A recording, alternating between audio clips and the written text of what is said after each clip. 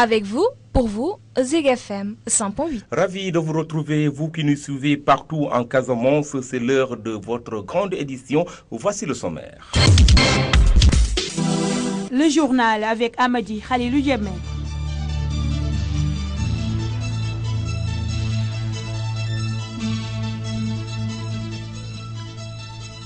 La fonction publique va recruter 400 agents des eaux et forêts cette année. C'est l'annonce faite ce vendredi par le ministre de l'Environnement et du Développement durable qui a ajouté que 50 à 60% de ce personnel seront affectés en Casamance, constitués des régions de Ziguinchor, Kolda et Sédhiou. Vous l'entendrez, Abdoulaye Bibi Baldé, dans cette présente édition. Le ministre Benoît Sambou a appelé à l'organisation d'un boucout pour la paix, vu la dimension sociale de ce rite traditionnel pour les Casamancés. Il s'exprimait lors de la remise d'un bus offert par la Fondation Servir le Sénégal aux femmes du bois sacré. Vous l'entendrez. Source libre, le terrorisme dehors, ce sont les slogans de quelques centaines de pères et mères de famille qui ont marché spontanément dans les rues de la ville tunisienne ce samedi soir en hommage aux victimes de l'attentat. Nous en parlerons dans la partie consacrée à l'actualité hors de nos frontières. Implanter un centre de formation de football dans la commune pour détecter les jeunes talents cachés de la Casamance naturelle, c'est l'ambition exprimée de Basile de Carvalho, l'ancien buteur du Casasport en vacances à Ziguinchor. Tels sont les titres qui seront développés juste après ceci. Pour mieux vous servir, Zig FM, votre radio de proximité. Bienvenue auditrices et auditeurs à ce rendez-vous de l'information d'ici et d'ailleurs. L'État du Sénégal, malgré les efforts consentis, demeure toujours à la quête de la meilleure formule pour barrer la route à l'exploitation abusive et à la désertification. Un CRD sur la question organisée à Kolda marque le début de la conjugaison des efforts entre le ministère de l'Environnement et celui des Forces armées. Objectif, stopper par tous les moyens les pilleurs de nos ressources forestières. C'est Diatta. Malgré les efforts consentis, notre pays, le Sénégal, présente encore des failles dans son système de protection environnementale.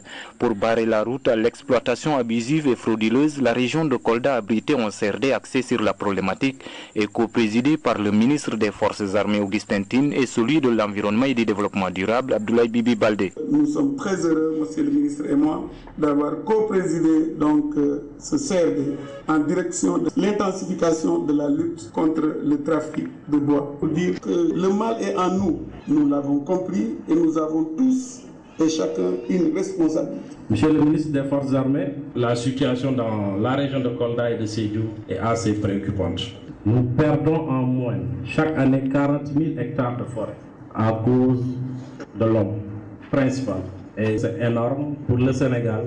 La situation est alarmante, mais dans une localité telle la région de Kolda qui s'étend sur une superficie de 13 000 km², cloisonnée entre trois pays de la sous-région, le tout couronné par un manque criard d'effectifs au niveau du service des eaux et forêts, force est d'admettre que la tâche est loin d'être facile. À cela s'ajoute le silence de certains élus locaux qui ne manquent pas de trouver des raisons. C'est extrêmement difficile pour eux de contrôler la forêt. Parce que nous autres, une fois qu'on sollicite, notre vie est en danger. Nous ne sommes pas protégés. C'est pourquoi quelquefois, même si on voit les autorités, on ne les dénonce pas. Parce que nous ne voulons pas que notre vie soit en danger. Il faut des effectifs à Goudomp. Ces derniers temps, d'importantes saisies de bois frauduleusement coupés ont été constatées grâce aux séries de patrouilles mixtes organisées par les forces de sécurité et de défense. Seulement, ces patrouilles écument rarement l'ensemble des zones ciblées et se font périodiquement. Ce n'est qu'un début de solution. Zig FM Kolda, Seydou Diatta. Seydou Diatta, merci. La fonction publique va recruter 400 agents des eaux et forêts cette année, a annoncé vendredi à Ziguinchor le ministre de l'Environnement et du Développement durable Abdoulaye Bibi Baldé lors d'un comité régional de développement co-présidé avec son homologue des Forces armées. Abdoulaye Bibi Baldé a ajouté que 50 à 60% de ce personnel seront affectés en Casamance, constituée des régions de Ziguinchor, Kolda et Sédhiou. Abdoulaye Bibi Baldé que nous écoutons au micro d'Ibrahim Koli. Il s'agit pour nous de faire une riposte, vraiment pour protéger et préserver notre environnement, notamment nos forêts. Nous sommes un pays qui a peu de forêts. Le peu dont nous avons, je pense qu'il est important de le protéger. Et c'est pour cela que nous sommes venus ici, sur instruction du président de la République, pour informer, sensibiliser, parce que nous n'allons pas finir de sensibiliser, mais nous allons aussi prendre des mesures, quitte à légiférer, pour augmenter la répression et les sanctions. Voilà, je vous ai dit tantôt que le président était venu ici au mois de février Il a vu, il a constaté, il a pris des mesures. Il nous avait promis de nous doter chaque année de 50 agents pour améliorer l'effectif dans le secteur des eaux et forêts. Mais finalement, en un an, il nous a autorisé à recruter 400 agents. Et c'est pour vous dire l'importance qu'il accorde au renforcement des effectifs, effectivement pour protéger ce patrimoine, qui est un patrimoine qui est vraiment attaqué de tous bords et qui impacte le développement économique. Vous savez, les gens parfois perdent de vue cela, mais les choses sont imbriquées. Quand il n'y a pas de forêt, il y aura peu de pluie. Quand il n'y a pas de pluie, il y aura des problèmes pour l'agriculture, l'élevage, la pêche. Et donc, c'est notre économie qui peut s'affaisser. Et je pense que pour nous, c'est extrêmement important de comprendre cette problématique et de comprendre ces enchaînements. C'était là le ministre Abdoulaye Bibi Baldé. Le ministre Benoît Sambou a préconisé pour que la culture soit au cœur du processus de réconciliation et de paix. Il a invité à revisiter les notions de Kabonketor, de Ousoforal, de Alaman et surtout du Boukout afin d'en tirer toute la richesse pour une utilisation efficiente au service de la paix en Casamance. Il a en même temps appelé à l'organisation d'un Boukout pour la paix vu la dimension sociale de ce rite traditionnel pour les Casamancés. Il s'exprimait lors de la remise d'un bus offert par la Fondation Servir le Sénégal de la Première Dame aux femmes du bois sacré. Nous l'écoutons. Il faut revisiter la culture casamançaise. Pour que nous puissions atteindre les objectifs de paix, il faut que nous puissions mettre la culture au cœur du processus. En revisitant les concepts culturels de la Casamance, en revisitant nos coutumes. Il ne faut pas que Kassofor, Kabonketor, Alaman ou Boukout ne soient que des mots vains ou des occasions simplement pour nous retrouver. Il faut que nous puissions faire en sorte que ces facettes de notre culture puissent être au cœur du processus de recherche de paix. À mon avis, nous n'avons pas encore suffisamment visité ces aspects. Quand est-ce que ferons-nous un Boukout pour la paix? J'appelle donc les pouvoirs publics à accompagner les populations de Casamance en revisitant donc ces aspects de notre culture. Pourquoi pas un Boukout pour la paix? Le Boukout a pour nous en Casamance une unification extrêmement importante. Et aujourd'hui, il faudrait peut-être que nos moments du bois sacré accompagnent les hommes que nous sommes pour aller au cœur de la forêt, rencontrer nos frères du maquis, parler avec eux et ressortir avec un engagement définitif de paix. Parce que nous savons ce que le Boukout représente pour nous. Le président de la République a beaucoup fait pour la Casamance. Certes, nous considérons que nous en voulons davantage. Mais il a posé des jalons extrêmement importants. Et pour cela, il mérite d'être soutenu. Il mérite d'être encouragé pour qu'il continue à respecter ses engagements vis-à-vis de la Casamance, pour qu'il continue à accompagner cette belle région. Parce que lui a compris que pour atteindre la paix, il fallait changer de paradigme. Changer de paradigme, c'est mettre le développement au cœur du processus de recherche de la paix. C'était là le ministre Benoît Sambou. Vous suivez Zig FM dans le Balantacounda à travers les ondes de la radio communautaire Poukoumel FM. Même chose du côté du département de Bignona à travers la radio Fogny FM émettant depuis la capitale authentique du Fogny, Sindian. Même chose du côté de Kafountine à travers la radio communautaire Kaf FM. La suite du journal dans un instant. Zig FM, la station FM de proximité. La commune de Boutoupa Kamarakunda à travers ses autorités locales a manifesté toute son indignation suite à la discrimination dont elle est victime. Elle n'a pas bénéficié du programme de distribution de remise en place des semences agricoles distribuées par l'État du Sénégal. Une injustice selon le premier adjoint au maire qui doit être réparée. Ousmane Sandeng est avec El Hadj Malik Sani. Et avec amertume, nous constatons que de toutes les collectivités du département de Ziguinchor, seule la commune de Boutoupa Kamarakunda est laissée en rade dans le programme de mise en place des semences. Cet état de fait ne nous honore pas en tant qu'autorité locale. Au nom des populations, vraiment, je voudrais donner notre mécontentement parce qu'il faut signaler aux autorités qui se chargent de la mise en place de ces trucs-là que Boutoupa n'est pas une succursale de commune. Donc si des programmes de mise en place des semences doivent être là, nos populations ne doivent pas sous aucun prétexte être laissés en rade. On veut nous renvoyer au calendrier grec pour nous dire qu'il faut encore écrire pour que le programme, les lettres suivent le circuit pour qu'on puisse bénéficier. Et là, on ne sait pas à quand ce sera fait, alors que les premiers pluies sont déjà installés dans la région. Toutes les communes ont reçu le quota. Donc je ne comprends pas pourquoi Boutoupa Kamarakunda est laissé en rade. Donc si les autorités ne comprennent pas vraiment le découpage administratif, au moins qu'ils se rabattent sur les autorités départementales ou bien au niveau des sous-préfectures. Donc vraiment, ces pareilles situations ne pouvaient pas être acceptées au nom des populations. Est-ce que vous avez pensé entreprendre des démarches? J'étais parti au niveau de la direction régionale. Malheureusement, le directeur n'était pas sur place. On m'a orienté au niveau du service départemental du développement rural. Et j'ai rencontré le patron, en l'occurrence M. Bayan. Effectivement, dans les planifications, ça n'était pas pris en compte pour la mise en place des semences. Et vraiment, c'est un état de fait que lui-même il a regretté. Vraiment, je pense que parce que nous ne devons pas être ceux-là qui vont vivre cette injustice-là. Je dis trop, c'est trop. Ousmane Sandeng, premier adjoint au maire de Boutoupa, Kamarakunda. Nous parlons politique. Les jeunes centristes de la commune de Goudomp, dans le Balantakunda, ont invité l'équipe municipale au respect des promesses tenues lors de la campagne pour les locales de 2014. C'était lors d'un point de presse tenu à Goudomp. Sadio Yokou est leur porte-parole. Nous l'écoutons au micro de Younous Baro. Bon, l'équipe municipale, même si peut-être nous sommes à distance, une équipe qui pose des actions, une équipe qui est là, on peut peut-être apprécier son action. Mais l'avenir d'une équipe ou bien l'action d'une équipe dépend de la composition de cette équipe. Si aujourd'hui le maire a des projets et qu'il n'est pas appuyé par l'équipe, ce projet ne pourra pas aller. Et chez nous, nous ne disons jamais qu'un maire ou qu'un député ou que qui que ce soit n'a pas travaillé. Même si nous disons qu'il n'a pas travaillé, nous proposons des solutions alternatives. Parce que nous avons une politique de rupture. Une politique qui dit que ne critiquez pas et limitez seulement à des critiques. Mais nous demandons à l'équipe municipale de faire plus davantage pour les populations. Parce qu'un travail n'est jamais suffisant. Mais lorsqu'on pose des actions qui permettent au travail d'aller de l'avant, les gens vont le ressentir. Mais l'équipe municipale, nous l'appelons à un travail encore plus approfondi, à un travail accepté et qui doit être accepté par tous les conseillers qui composent l'équipe municipale. Le maire lui seul ne suffit pas. C'est pourquoi on parle de maire et de ses conseillers.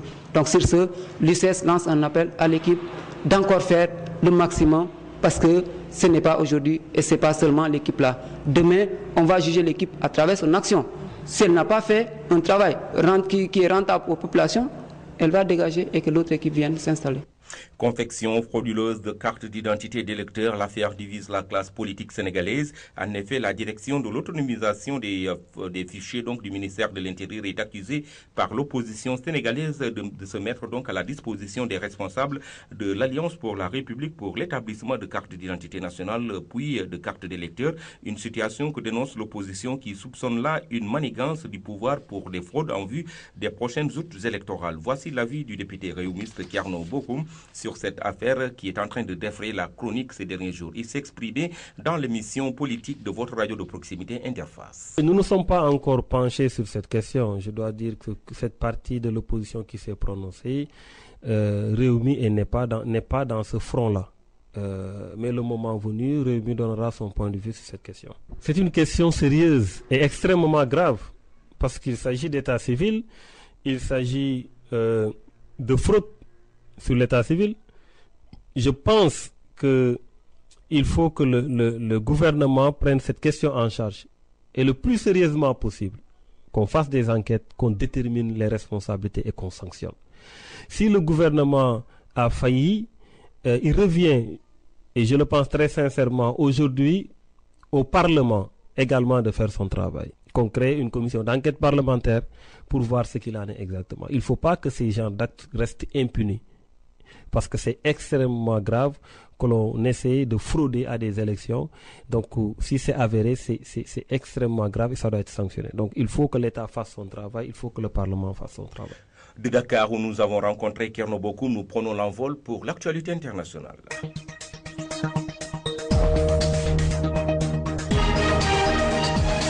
Des explosions de grenades et des tirs ont été entendus dans plusieurs quartiers de Bujumbura ce samedi 27 juin au soir. Ces attaques sont devenues quasi quotidiennes ces derniers jours.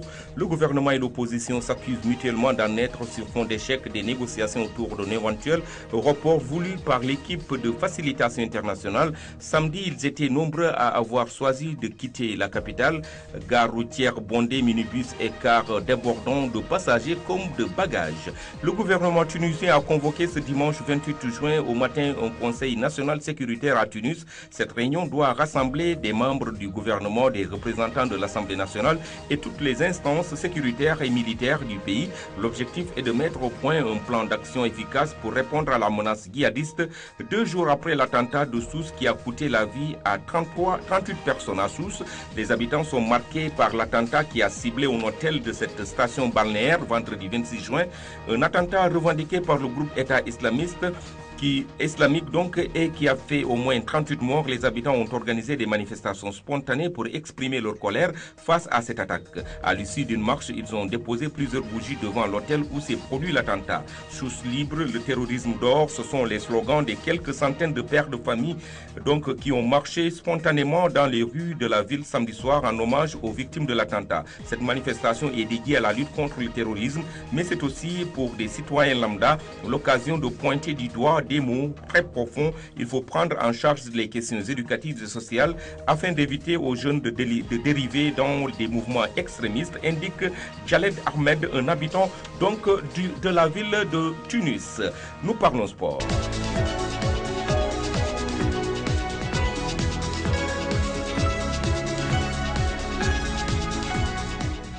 La base sportive que nous démarrons par cette information, président du Dakar Université Club, Maître Babacar Ndiaye, a été élu président de la Fédération sénégalaise de basketball. C'était lors d'une assemblée générale tenue hier samedi au CICES avec 76 voix contre 16 pour Mathieu Faye et une abstention. Basile de Carvalho, l'ex-buteur du Casasport en vacances à Ziguinchor depuis quelques jours, envisage d'implanter un centre de formation de football dans la commune, un vieux rêve qui aura comme objectif de détecter les jeunes talents cachés de la Casamance naturelle.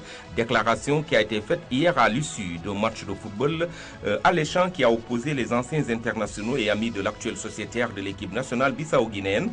En levée de rideau, l'équipe qui porte son nom a été sortie du tournoi des écoles de football de Ziguinchor par la formation de Makalou en demi-finale. Voici les explications de Basile de Carvalho, interrogé par El Hadj Malik Sané. Oui, parce que à chaque vacances que je viens, j'essaie d'organiser un match de football comme Stéphane Badji, mon jeune frère aussi.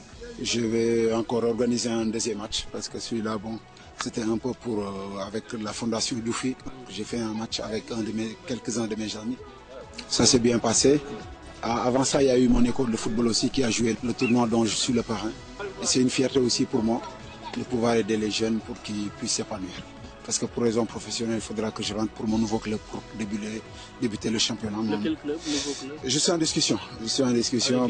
Avec quelques clubs en France. Donc, quand ce sera officiel, j'appellerai. Et puis, on est fiers quand on rentre chez nous de pouvoir discuter avec les jeunes, d'échanger. Donc, tu vois, il y a la ferveur, tout ça, on est là. Donc, comme Stéphane aussi le fait quand il rentre, comme d'autres jeunes le font, Dani Bokande, Ibrahim Djedjou Tchakar. Donc, voilà, ça fait plaisir. On est content en tout cas. Quand les gens nous voient, ils sont contents, donc c'est bien. Aujourd'hui, quelles sont les ambitions de Basile de Carvalho pour les jeunes de la sportivement part? Moi personnellement, je trouve que c'est un gros gâchis au niveau de la région de Ziguinchor qu'il n'y ait pas un centre de formation. En tout cas, donc, mon projet c'est d'installer un centre de formation avec mon moyen de faire une première promotion de 25 joueurs, d'aller même dans les plus lointains villages de la Casamance, d'aller chercher nos jeunes, par exemple de voir 10 000 jeunes et pour en prendre 25 parce qu'on cherchera l'excellence. Et dans un premier temps, ils habiteront dans les maisons, ils s'entraîneront avec nous tous les jours. Et la veille des matchs ou 2 jours avant les matchs, on les prendra et on les mettra dans nos 2-3 bâtiments qu'on aura. Et après, si Dieu fait, un jour on arrive à sortir un professionnel. Le projet, c'est le centre de formation. À Ziguinchor. Moi, mon projet, c'est le centre de formation à Ziguinchor. Moi, personnellement, je l'ai rêvé quand j'étais au Casasport. Mon projet de base, c'est ça. Peut-être que ça prendra du temps, mais ça, il faut que je le voie avant ma mort. Ça, je vais le faire. Basile de Carvalho, qui est en discussion avancée avec un club de D1 française, a évolué cette saison à l'Inter-Club de Luanda, une équipe de la capitale angolaise qui s'est positionnée à la 5e place du championnat. C'est la fin de cette édition. Voici le rappel des titres. Partout en Casamance, on écoute Zig FM sur la 100.8.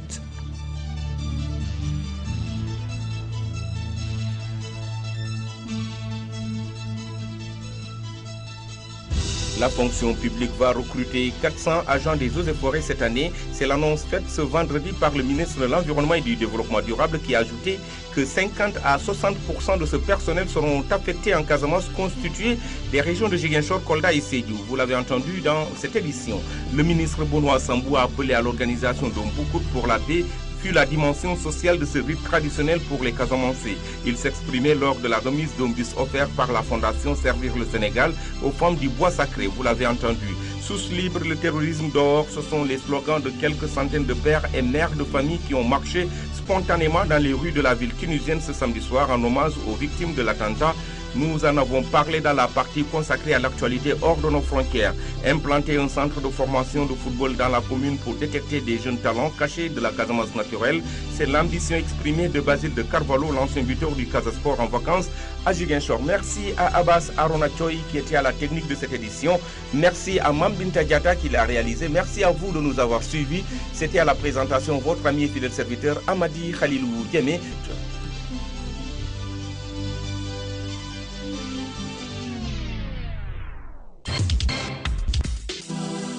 Zig FM, la station FM de proximité.